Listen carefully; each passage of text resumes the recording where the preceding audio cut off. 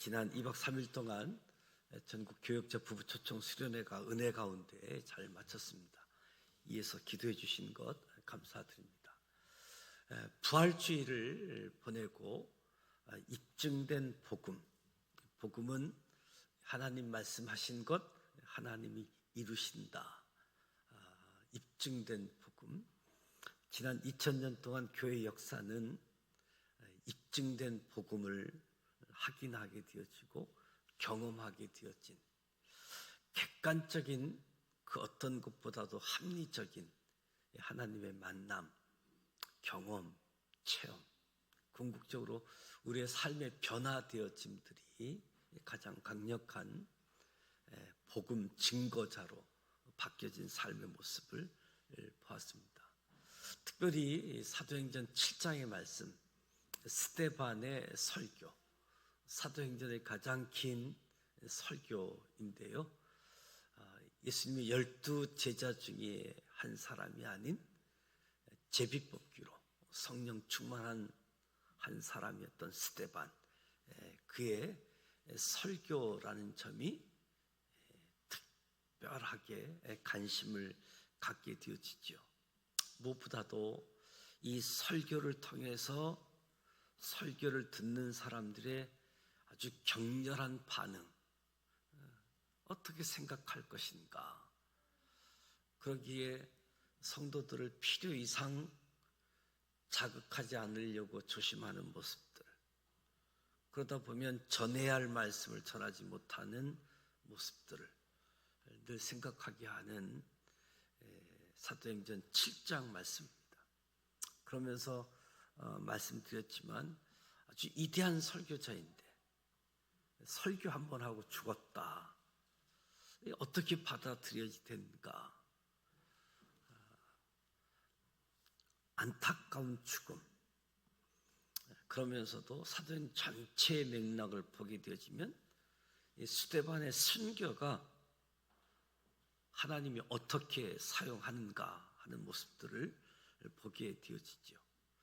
베드로도 이스라엘 백성들의 회개에 대한 부분들을 지적하지만 스데반의 설교는 더 청중에 불을 지르는 그런 모습들을 보면서 다시 한번 오늘 말씀을 통해서 은혜를 나누고자 합니다.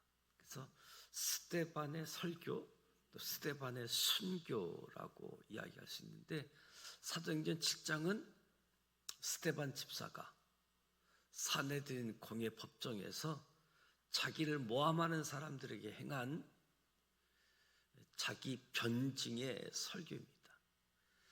자기 자신을 해명하는 것이 아니라 설교를 하는 거지요. 이스라엘 백성들이 그릇 생각하고 있듯이 하나님은 예루살렘 성전에 갇혀 계신 분이 아니라 어디에서나 인간과 함께 하시는 무소부지의 하나님이심을 사도행전 7장에 담고 있지요. 그래서 스데반이 아브라함으로부터 시작해서 이삭, 야곱, 요셉, 모세 이르기까지 상세하게 설명했습니다. 이들은 모두 예루살렘 성전이 지어지기 500년에서 1000년 전의 사람들이었지요.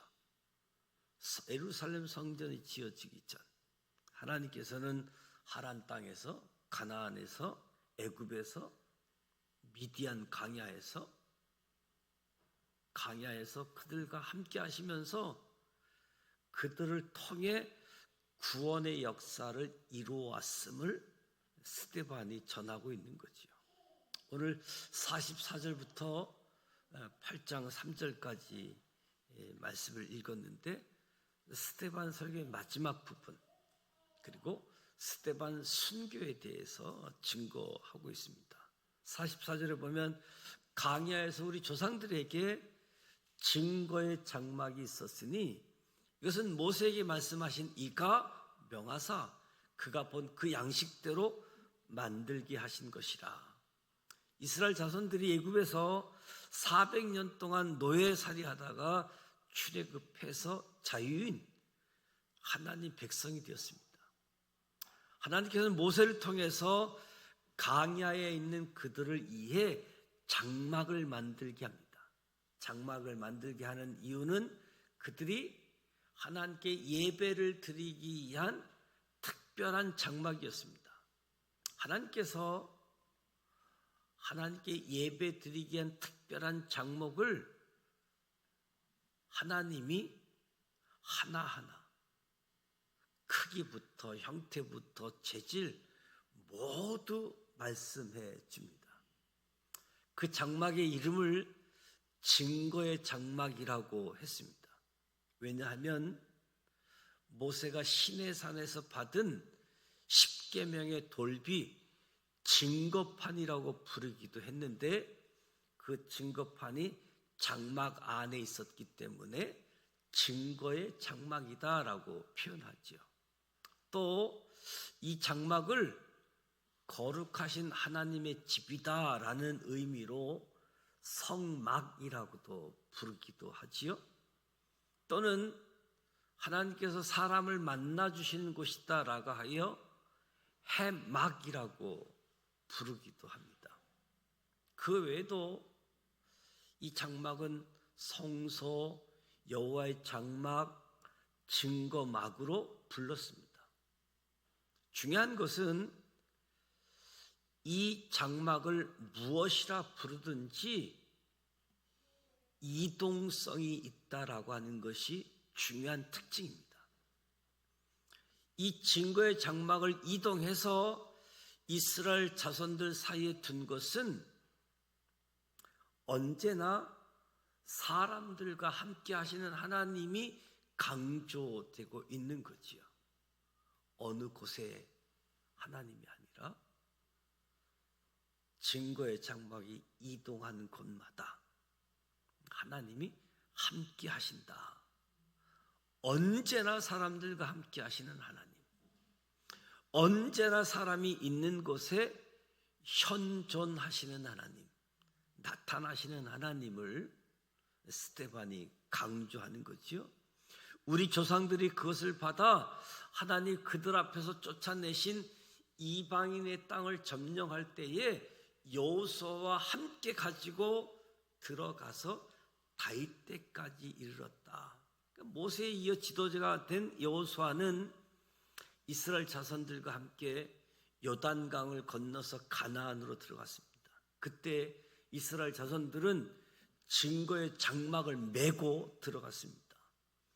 이 증거의 장막이 다윗의 아들 솔로몬의 성전을 건축할 때까지 약 500년 동안 이스라엘 자손들의 예배 장소였고 이스라엘 자손들의 신앙의 중심지였습니다.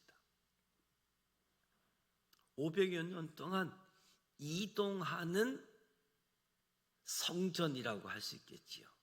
46절에서 47절을 보면 다윗이 하나님 앞에서 은혜를 받아 야곱의 집을 위하여 이스라엘을 위하여 하나님의 처소를 준비하게 하여 달라고 하더니 솔로몬이 그를 위하여 집을 지었느니라.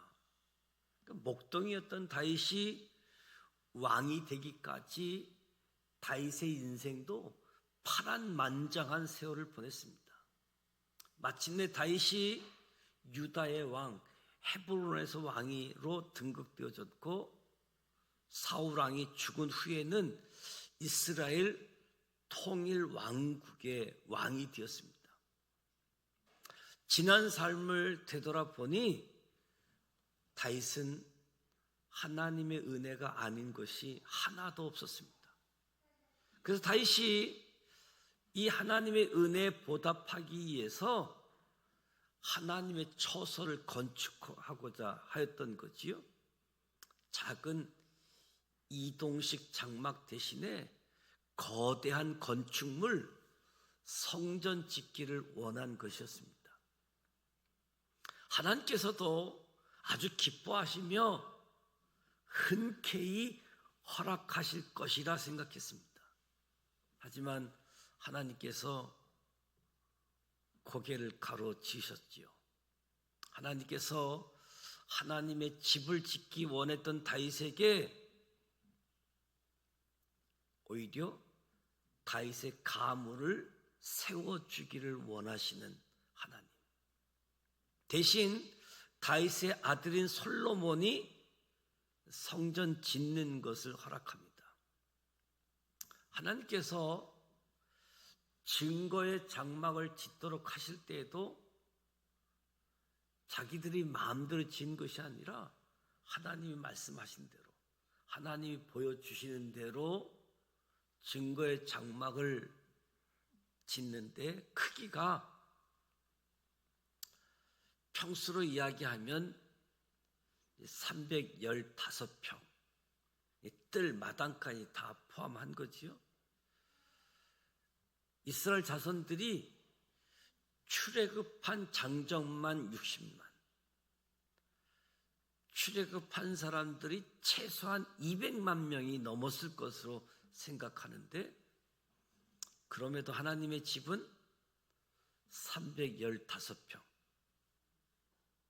장막에 아주 중요한 공간이 두 개 있는데, 성소라고 불리는 성소 바깥 공간과 지성소라고 불리는 성소 안쪽의 공간이 있지요. 이 두 공간이 한 19평 정도 되어집니다. 이 19평 되어진 작은 공간에서 하나님께서 사람을 만나 주셨습니다. 천지 만물을 창조하신 하나님께서 19평도 되지 않는 그 좁은 곳에 거하시며 사람을 만나 주시겠다고.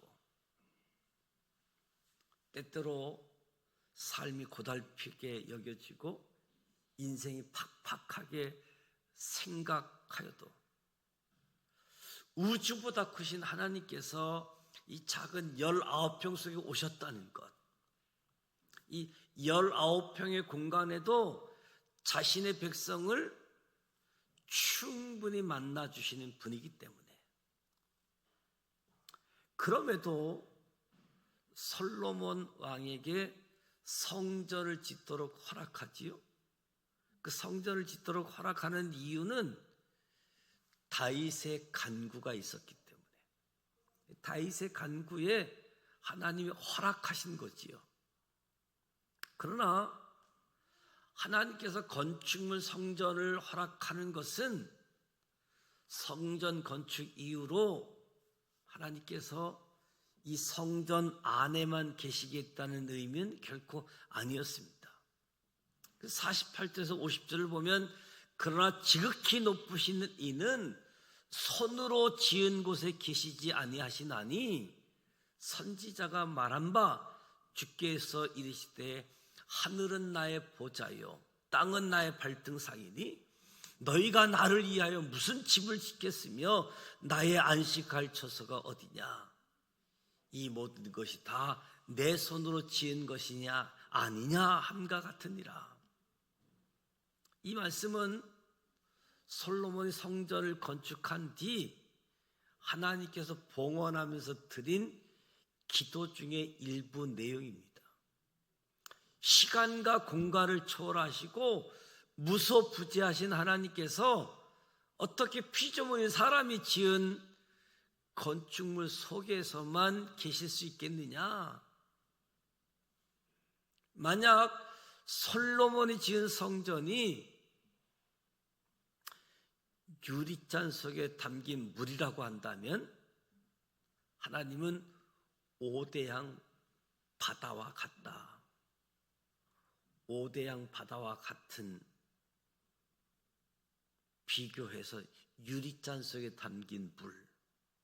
아니, 솔로몬 지은 성전이 오대양 바다와 같을지라도 바다도 한계가 있기 때문에 하나님은 비교될 수 없을 만큼 크신 하나님이지요. 그런데 이 솔로몬의 봉헌 기도를 보면 이 사실을 솔로몬이 모르지 않았던 거지요. 그럼에도 솔로몬이 성전을 건축한 것, 하나님이 다윗의 간구에 응답해서 다윗의 아들 솔로몬이 성전을 건축하게 한 것은 이스라엘 백성들이 이 성전을 통해서 창조하신 하나님이 얼마나 크신 분이고 우리의 예배를 받으시는 분은 온 우주를 통치하시는 분임을 잊지 말고 언제나 동행하시는, 언제나 함께 하시는 하나님을 늘 확인하도록 해주는 그 성전 건축을 허락해 준 거지요. 그렇게 해서 지어진 건물이 예루살렘 성전이었습니다. 성전을 통해서 창조주 하나님이 얼마나 크고 위대하신가. 우리가 예배하는 그 하나님이 통치하시는, 다스리시는 분, 늘 언제나 함께 하시고 동행하시는 하나님을 확인해 주는 그 성전이 예루살렘 성전. 500년 동안 이동하는 성전이었지만 솔로몬 성전 이후 움직이지 않는 고정된 성전의 역사가 1000년의 시간이 흘러가지요. 예루살렘 성전을 짓는 기간이 7년이었습니다. 7년 동안 성전을 지으면서 이스라엘 백성들이 완공된 성전을 볼 때 얼마나 기뻐했을까요? 얼마나 가슴 벅참 감격이 있었겠습니까? 이 훌륭한 성전에서 하나님께 올바른 예배를 드려야 되겠다, 이런 결심도 했을 겁니다. 아마 완공된 성전을 보았을 때 그들의 영혼도 참 만족함이 느껴졌을 겁니다. 하지만 이스라엘 백성들의 감격 결심은 거기까지. 그들이 계속해서 성전에서 전지전능하시고 무소부지하신 하나님을 경험해야지 되는데 그들은 하나님을 예루살렘 성전에 가두어 버리는 어처구니 없는 일을 저지르고 말았던 거지요. 물론 하나님께서 실제로 예루살렘 성전에 갇히셨다는 말이 아니라 이스라엘 백성들이 그렇게 착각하기 시작했던 거예요. 그래서 하나님께서 성전 안에만 계시다 생각했기 때문에 자신들의 가정에서, 자신들의 일터에서, 자신의 삶의 현장에서 함께하고 계시는 그곳에 나타나시는 하나님을 깨닫지 못했던 거지요. 그렇다 보니까 일상생활에서는 하나님 없는 삶을 살았고, 하나님은 단지 절기 때 지키는 종교 행위로, 절기 때나 만나는 분으로 하나님을 전락시키고 말았던 거지요. 51절에서 53절에 스데반 설교의 결론입니다. 목이 곱고 마음과 귀에 할례를 받지 못한 사람들아, 항상 성령을 거스린도다. 목이 곧다, 목이 뻣뻣하다 하는 의미인데 완고하고 고집이 세다는 것을 표현하는 겁니다. 목이 곧다. 이것은 교만하다라고 하기보다는 욕심과 고집 때문에, 욕심, 고집으로 하나님 말씀대로가 아닌 자기 생각대로만 행하려고 한다는 것을 목이 곧다, 목이 뻣뻣하다라고 표현하는 겁니다. 그래서 스데반은 유대 종교 지도자들이 하나님의 말씀을 들으려고 하지 않기 때문에 귀에 할례를 받지 못했다라고 이야기하는 거지요. 더 나아가 자기 생각만 옳다고 여기기 때문에 예수 그리스도마저 죽였다라고 지적하는 겁니다. 이 모든 것이 하나님을 예루살렘 성전에 가두어 버리고 그래도 자기들은 온전한 신앙인이라고 착각했기 때문인 거지요. 스데반의 설교를 듣고 사람들의 반응은 54절에 그들이 이 말을 듣고 마음에 찔려 그를 향하여 이를 갈거늘. 설교를 들은 사람의 반응이 마음에 찔렸고 이를 갈았다. 가책을 받았다는 뜻이 아니라 설교를 들은 사람들이 자신들의 마음을 갈기갈기 찔릴 정도로 격분했다는 표현입니다. 이를 갈다. 극한 감정, 분노를 외적으로 표현하는 말, 이를 갈다. 하나님 말씀 설교를 듣는데 이를 갈았다는 거예요. 그러니까 스데반이 설교를 끝내게 되는데 스데반의 설교가 끝났기 때문에 끝난 것이 아니라 설교를 듣던 사람들이 극도의 분노를 표현해서 더 이상 설교를 할 수 없었기 때문에 스데반의 설교가 끝나게 되어집니다. 스데반의 설교를 들은 사람들의 반응이 57절 58절에 계속 말씀하지요. 그들이 큰 소리를 지르며 길을 막고 일제히 그에게 달려들어 성 밖으로 내치고 돌로 칠세. 사람들이 힘을 다해 소리를 질렀습니다. 그렇게 소리를 질러야 스데반의 설교가 들리지 않기 때문에 듣지 않으려고 힘을 다해 소리를 질렀다. 심지어 설교를 듣지 않겠다는 행동으로 귀까지 막았다라고 이야기하지요. 그들은 소리를 지르고 설교를 듣지 않으려고 귀를 막아선 것뿐만 아니라 스데반을 성 밖으로 끌어냈다. 죽을 때까지 돌을 던졌다. 설교를 들은 뒤의 반응, 결과. 로마 제국의 지배를 받았던 이스라엘은 사형 판결 집행권이 없었습니다. 그럼에도 불구하고 그들이 스데반을 공개 처형을 한 거지요. 그들은 예루살렘 성전을 더럽히지 않게 하기 위해서 예루살렘 성 바깥으로 스데반을 끌고 가서 죽일 정도로 예루살렘 성전을 존중하는 것처럼 보이지만 자신들이 성전이 되어야 하는 것은 조금도 생각지 못했던 거지요.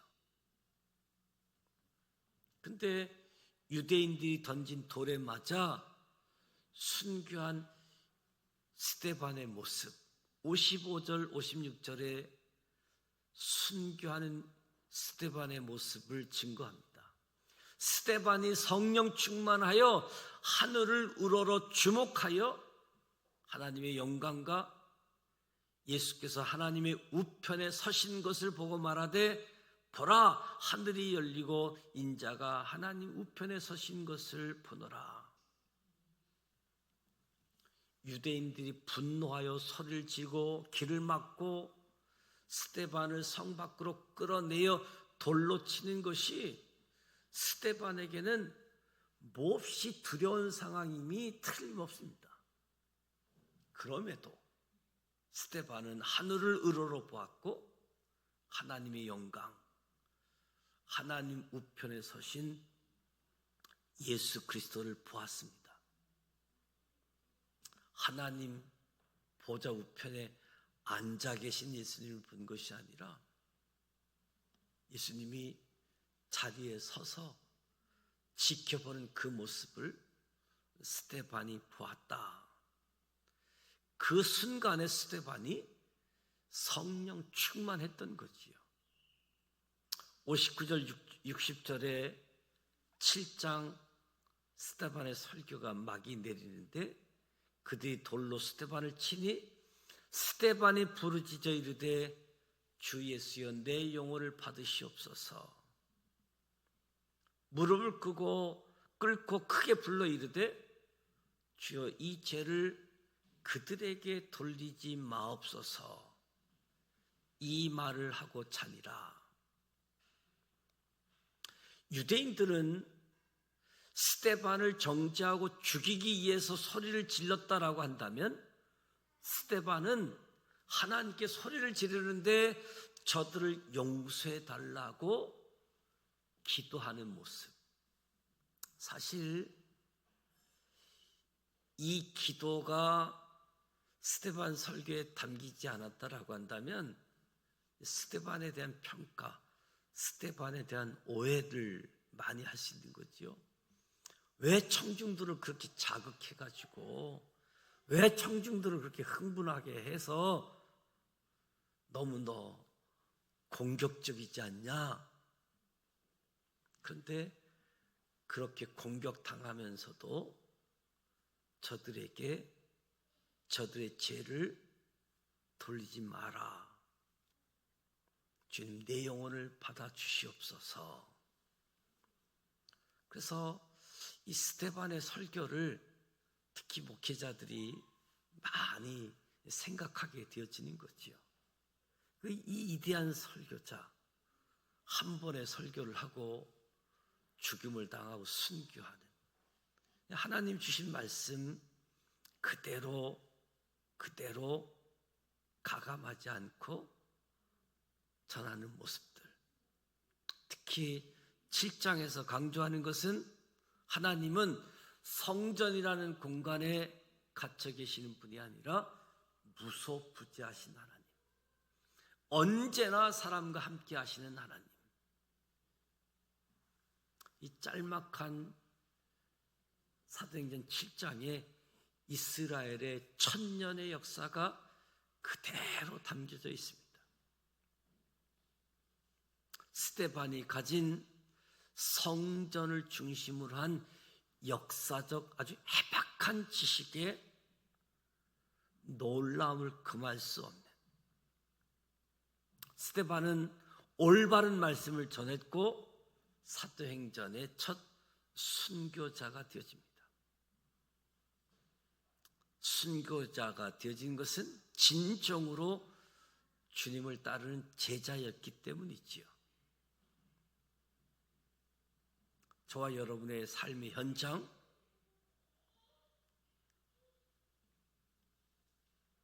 모이는 공동체, 그리고 삶의 현장에서 흩어진 믿음의 공동체. 저와 여러분이 어느 곳에 있든지 성전된 삶, 교회에 와서만 성전된 삶이 아니라 교회 바깥에서도 성전된 삶, 예수님을 중심으로 따르는 삶, 그것이 하나님께서 우리에게 보여주신 삶이지요. 언제나 함께 하시는 하나님, 언제나 동행하시는 하나님. 스데반이 구약 성경에 대한 이해, 하나님은 성전 특정한 공간에 갇혀 계신 분이 아니라 무소부재하시고 사람들과 함께 하시는 하나님.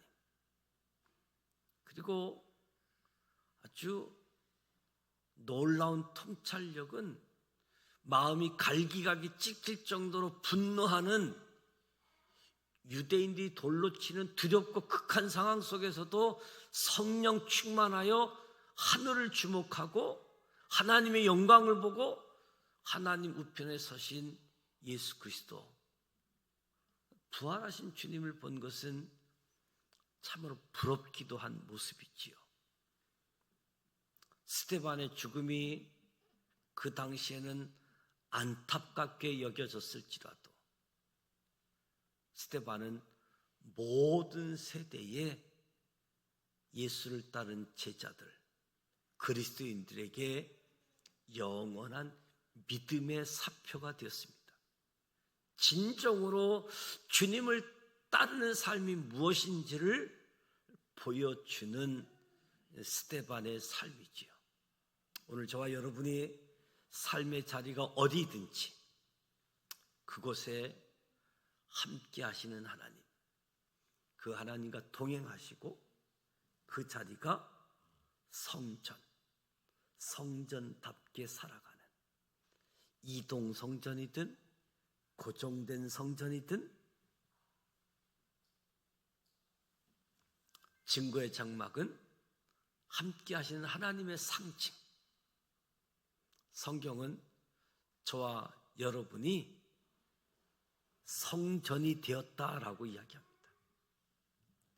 온 천지 만물을 창조하신 그 크신 하나님이 작고도 작은 저와 여러분의 가슴 속에, 마음 속에 찾아오시고 거하시고 계시다.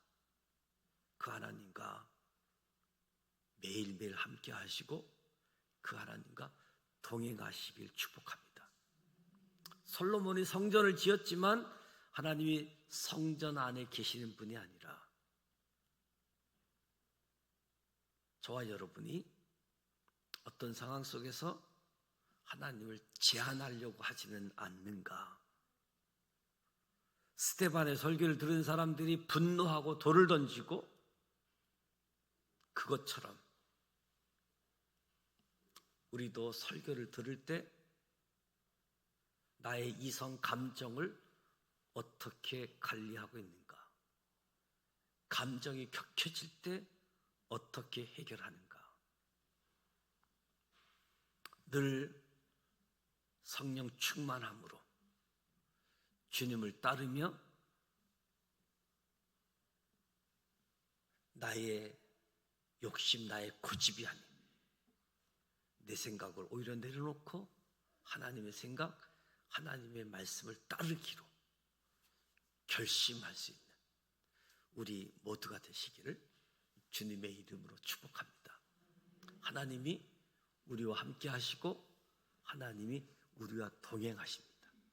신앙의 수많은 경험, 체험들이 하나님을 그것만으로 제한할 수가 없지요.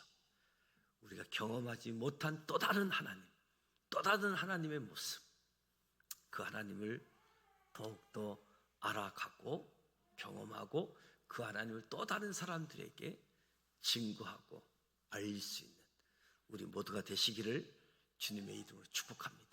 312장